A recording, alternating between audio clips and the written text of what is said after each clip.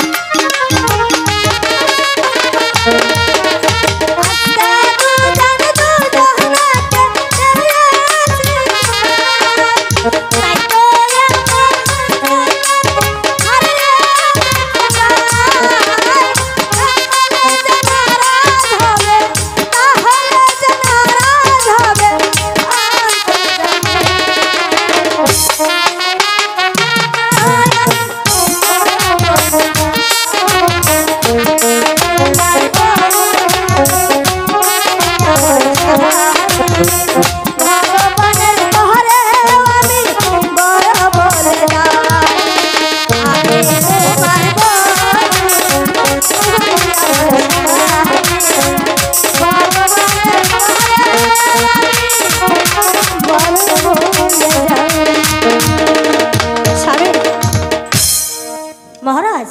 বলো অনেক সময় হয়েছে তাই না তাহলে আমরা একটু বিশ্রাম করি চলো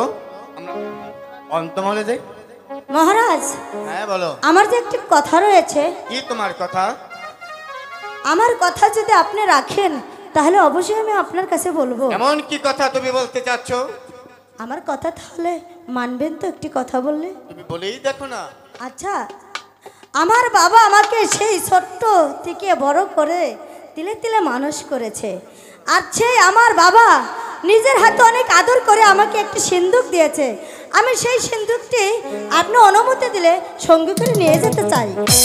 একটি সিন্দুক নিয়ে যেতে যাচ্ছ তুমি আমার রাজ্যে এই সামান্য একটা সিন্দুক তুমি আমার সঙ্গে যাবে না মহারাজ আমি তোমাকে 100 সিন্দুক বানিয়ে দেব মহারাজ আপনি 1000টি সিন্দুক দিলেও সে আমার বাবার হাতের গড়ানো একটি সিন্দুকের মতো 1000টি দিল না আমি মানি না মহারাজ ঠিক আছে তবে তুমি যা বলছো তাই হবে তুমি সিন্দুক সঙ্গে নিয়ে যাবে ঠিক আছে মহারাজ তাই চলুন আমি তোমার বধূ তুমি